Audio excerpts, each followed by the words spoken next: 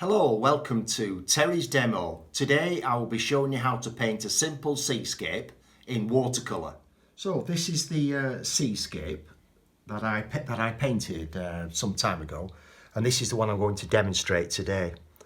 I've done this one just using 3 colours, and I think you'll agree it does look quite effective. So I'll just prop that up on my desk. And we'll go over to the colours here. I'm going to give myself a little squirt of cadmium red. And we're going to be using the Winder & Newton Cotman watercolour, which is a good quality. In fact, it's student quality. The Cotman range. So that's the cadmium red. This is the cadmium yellow pale, in fact. Always make sure you got your lids on properly so the watercolour paints don't dry out too quickly. And last but not least, the blue, which is ultramarine. So there we go, got all 3 colours laid on my painting palette, and those are a set of primary colours.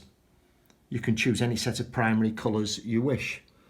But just to remind you, I've gone for cadmium red, cadmium yellow pale, and the blue we're using is ultramarine. Right, so this is my piece of watercolour paper. You can use any type of watercolour paper, particularly if you're a beginner. You might want to try different types of paper. But the paper I'm using today is Bockingford watercolour paper. And you'll see in the corners that I've put a pencil mark 5mm in from the corner, and that's where I'm going to butt my masking tape up to.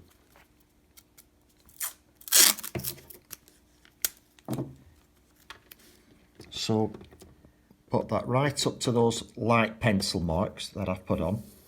Gently rub that masking tape down onto your paper, and make sure your paper is straight on your board. Again, tear yourself some masking tape and butt that up to those pencil marks that I've put on, 5mm in from the edge. You can make your border as narrow or as wide as you wish, but on this small scale of work I tend to just give it a narrow border. This is just regular masking tape that you can get from any art shop or hardware store.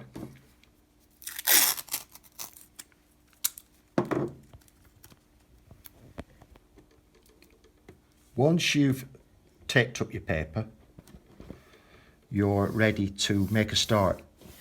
Oh, and by the way, we tape up the masking tape, one, to keep the paper in place, which is pretty obvious, and the second reason, once you finish your painting, you'll be left with a nice white border all the way around the edge, and that kind of just frames the picture. Right, so the next thing to do is draw in the horizon line. Just take a line right across your piece of paper, like so. And then you can pencil in the distant land.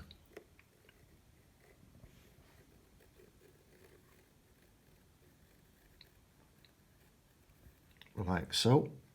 And then the land rocks on the left-hand side.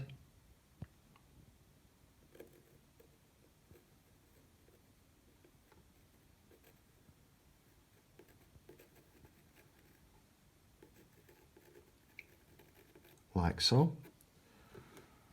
And then you can put your pencil down, rub out any bits that you don't wish to keep, like that horizon line that was cutting through that distant land on the left.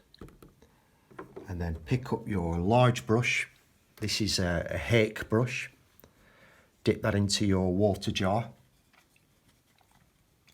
Give it a chance to soak a little bit. these brushes always work better when the hairs are nice and soft. Bring your brush out of the water jar and wet your piece of paper. Wet it all over. Spread out the water evenly all over your paper. Some artists, once they've wet the paper all over like that, they give it another wash over because they very much know that the paper absorbs the water very quickly.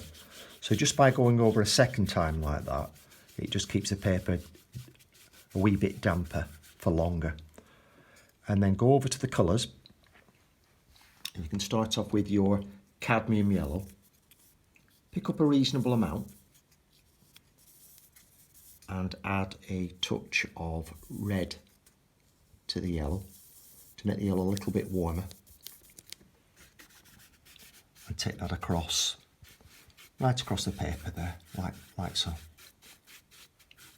And you can spread that out towards the bottom and spread it out towards the top. Okay, that's good. And then if you like, you can switch brushes. You can go from the Hake brush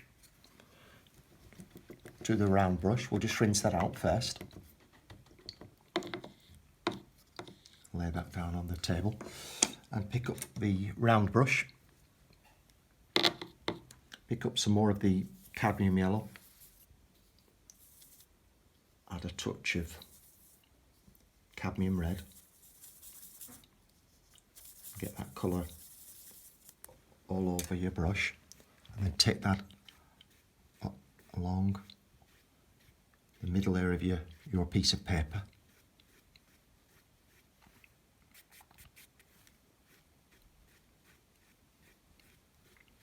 And whatever you put in the sky, you'll want to reflect it in the water. Now we're just going to make that a wee bit stronger because we know when we're working with watercolours, you have to compensate to a certain degree because we're very much aware that watercolours dry lighter, quite considerably lighter in fact. So pick up some more of that yellow, a touch more of that red, and get that well mixed and make this a little bit stronger here, just above the horizon and the distant land. And again, reflect that orange shade in the water. You can see how I mixed them two colours. It was just simply a little bit of red and the yellow. Straightforward mix. And you can take, again, you can take that further down towards the foreground. Spread that right down to the bottom like so. And take that right off the edges. And you can put a wee bit more in the sky before we move into the next colour mix. So yeah, that's looking reasonable. Yeah. So just put a touch more there because we want that area just to have just a touch more orange just in that spot there before we rinse out the brush. So yeah, rinse out your brush, ready for a fresh colour mix. And in fact, we can take that colour mix off the palette whilst we're at it. So with a bit of tissue paper and a bit of water, just clean that off your painting palette. And pick up some ultramarine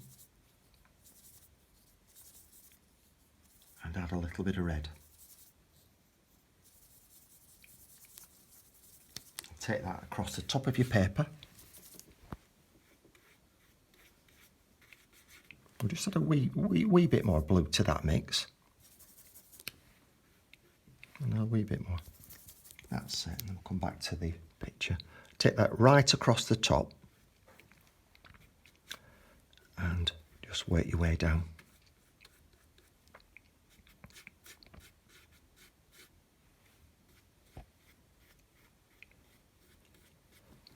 touch more water, touch more colour.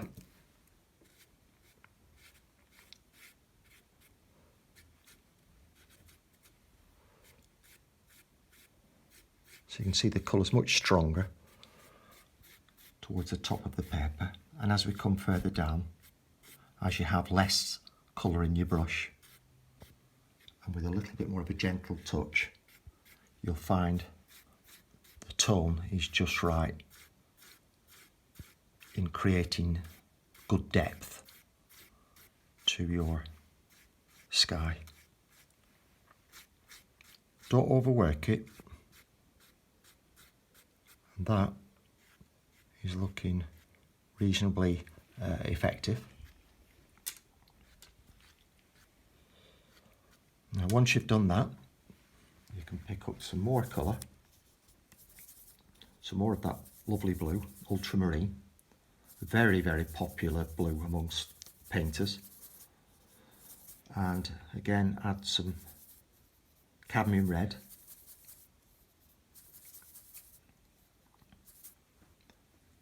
and this time we'll put some colour in the sea. We'll start off at the bottom,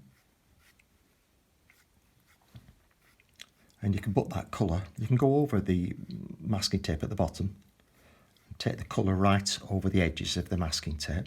And as you do this, and you pick up more colour and mix the blue to the red,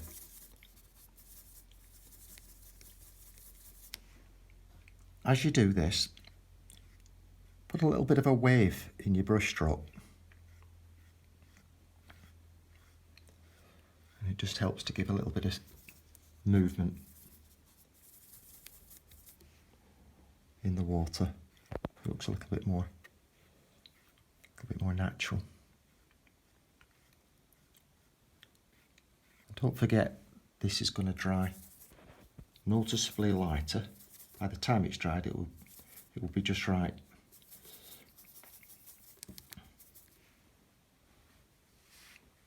So carry on working up towards the horizon line. You can see I'm using more of the flat of the brush, the belly of the brush, to get a slightly broader mark. But as I go further back, I'll start to lighten it up a little bit. Not putting quite as much weight of the brush on the paper. This will just be a gradual process. Still continue with those slightly wavy lines. But as you go to get a little bit closer to the horizon line, you can start to straighten out a bit. And start to work even lighter, a little bit more gentle.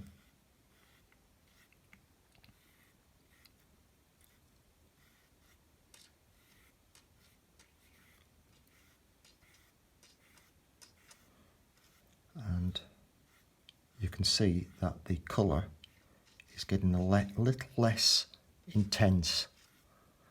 It's getting softer and softer. The lines are getting softer and thinner. The tones getting lighter. It's all helping to create a lovely sense of depth to the picture. And that's exactly what we're after here.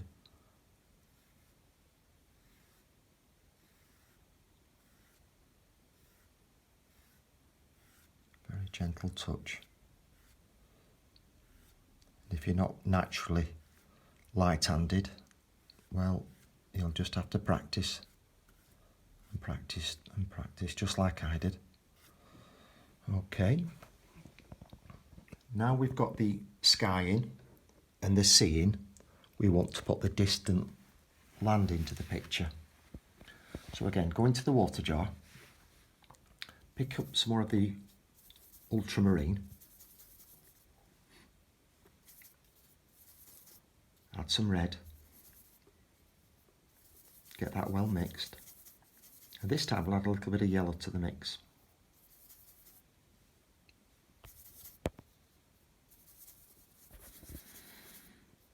Touch more red, touch more yellow.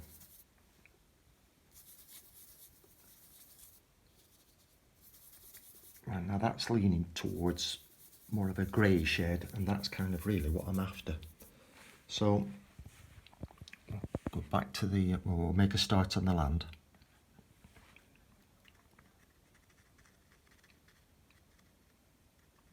I'm starting off by giving an impression of trees at the top of the land, just by using the point of the brush.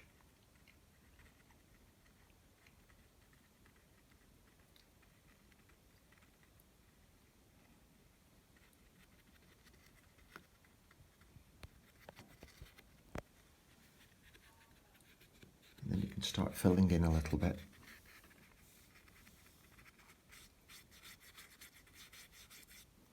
And let's take that colour right down to the horizon line.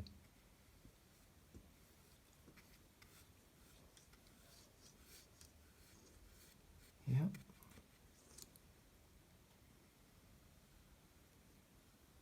That's fine. Once you've done that bit, you can go back over to the palette. Same colour mix. Ultramarine, cadmium red, touch of yellow. Get that well mixed. But we'll add some more. Make it a little bit deeper. Because the land on the left is a wee bit closer. Okay, we're still in the distance, but it's a wee bit closer to the land on the right. So we'll add a bit more of each colour. And like I said, get them well mixed. And then let's go back to the picture. And put this distant land in. Which is rocky, like a rocky headland, isn't it?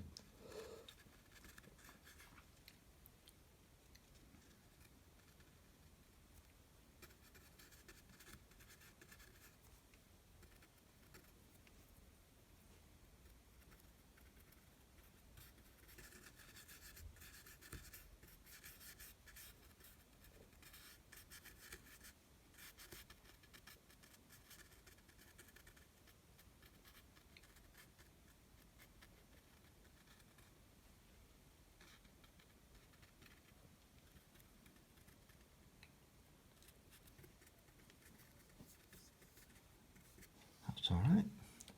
Good. And then we'll take some of that colour off the brush onto the palette.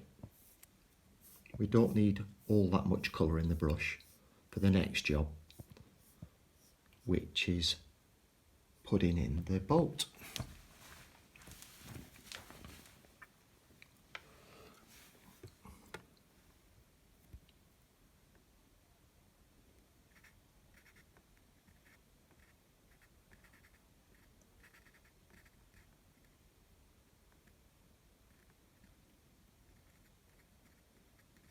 So there we have the sail. And there we have a boat. If you want to just sharpen your boat up a little bit because your line's not to your satisfaction, you can always just tweak it a little bit with your pencil.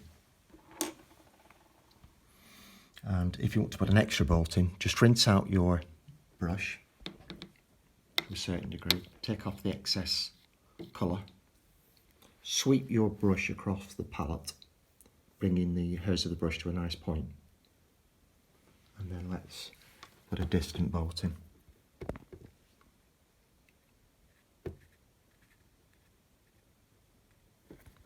With well, your sail and the boat. There we go. Ooh, again, a little bit of a wonky line. So just sharpen that up with your pencil.